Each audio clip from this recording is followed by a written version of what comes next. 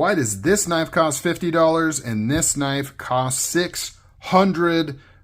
What's going on, guys? Carter here with Edged Mindset. I would like to dive into why knives cost the way they do. First off, that's kind of the number one comment I get. Whenever I show something that's a little bit more expensive, people are in disbelief on how it could possibly cost that much, how it could be worth that much.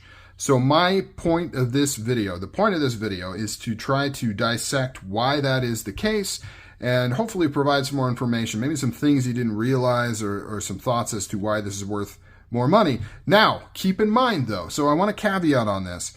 When we talk about this being worth more money, we're not saying that this is necessarily even a quote unquote better usable knife, right?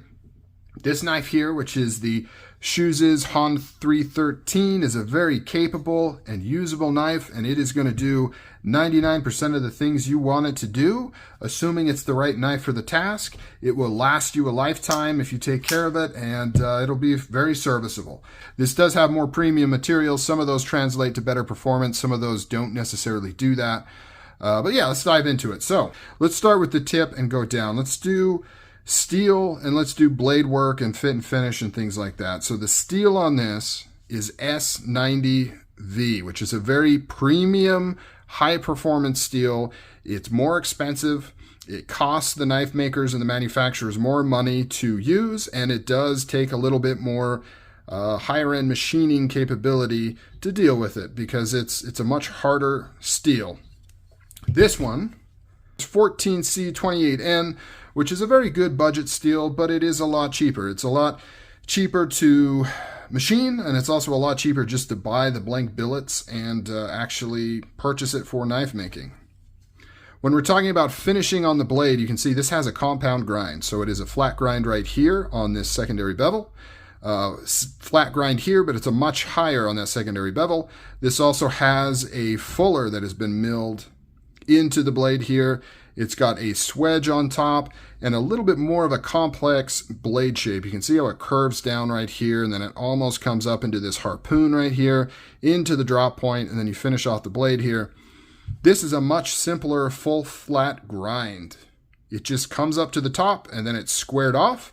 They did kind of chamfer the edges so it's not sharp, but there's no swedge, there's no detail, there's no fuller, there's no other grinds going on. It is just a flat grind. Done very well, but very, very simple. Thumb studs. This uses kind of run-of-the-mill thumb studs. These are done well. They're nice and chamfered at the top, and you've got some textures in there, but pretty standard, simple thumb studs. On here, we actually have a thumb disc. So they've milled out a portion on the top of this blade here. They've put in a disc that has knurling around it, and then it has an additional screw. So more machining, more parts, a little bit nicer, but not worlds different. Now when we look at the finishing, this has basically a belt satin finish. So they do all the grinding, they do the finish grinding, and then that's it. It's good to go, it's done.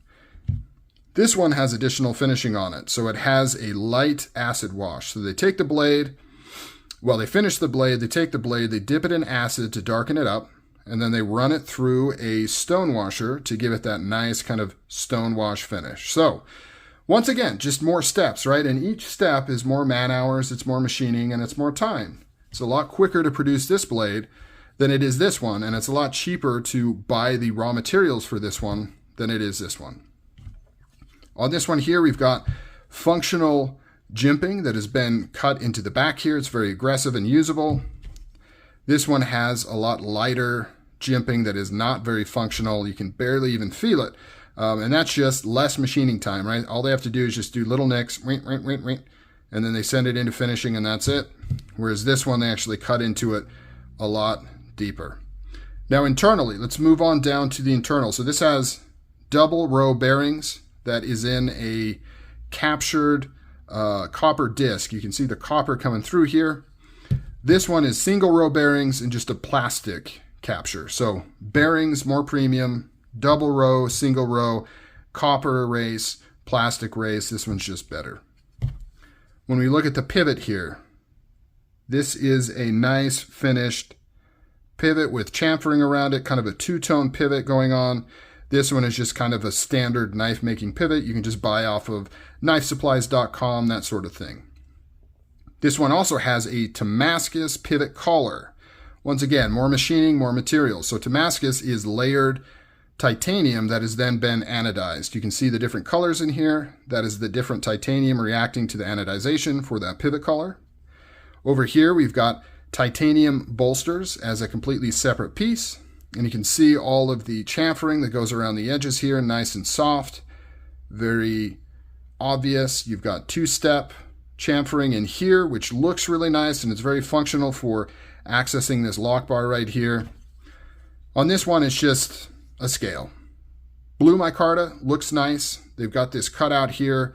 There's kind of just standard chamfering all around it, whereas this has multi-style chamfering, right? So smoothed edges, but then it's got this heavier duty one so you can actually access the lock bar here.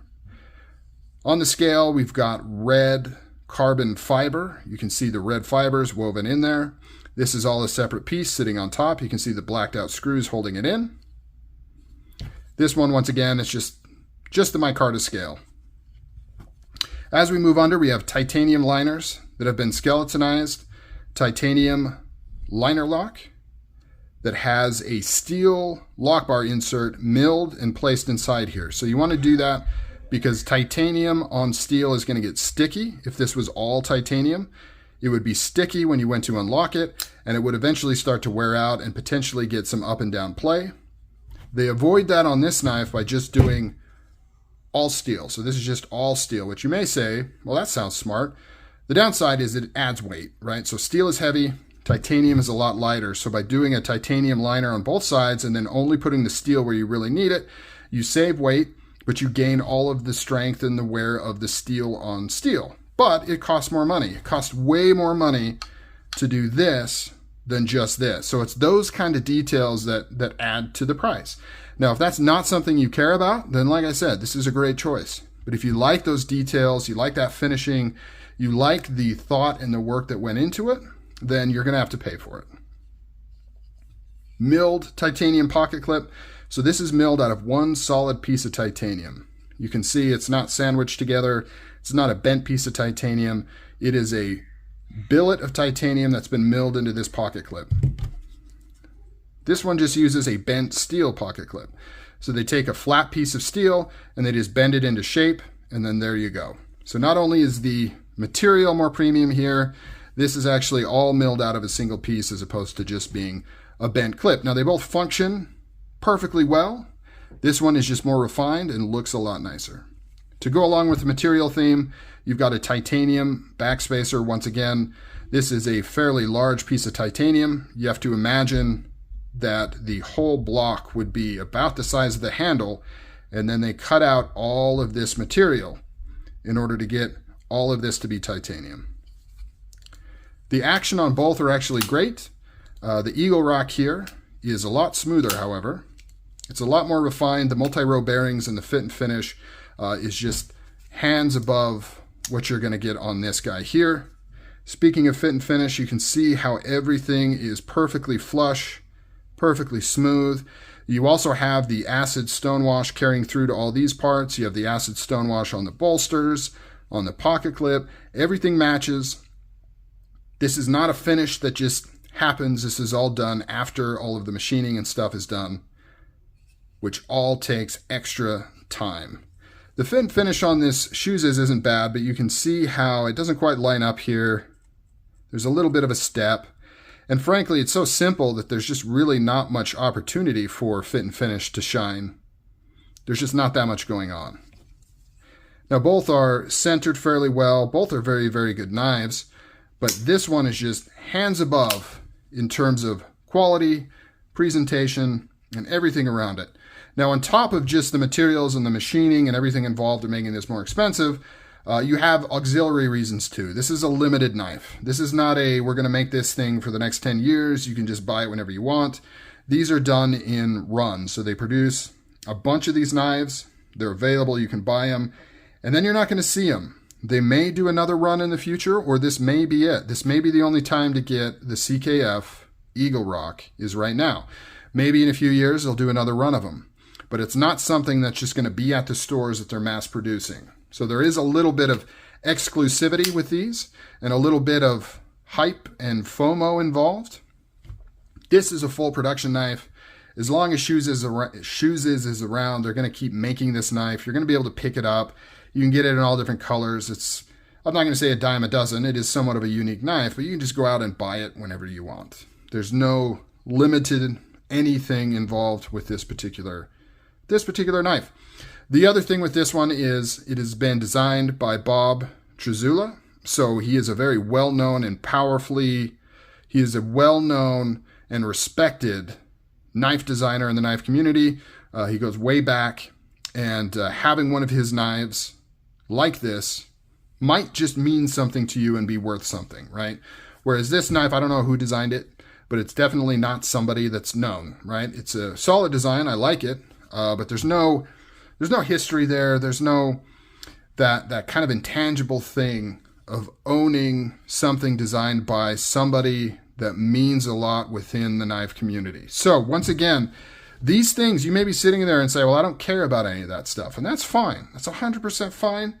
Then get what you want to get. I'm just trying to illustrate the why this is going to cost more money than this. All right, guys, let me know down below.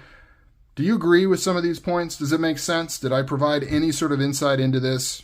Yes or no? Let me know down below. I'll catch you guys on the next video.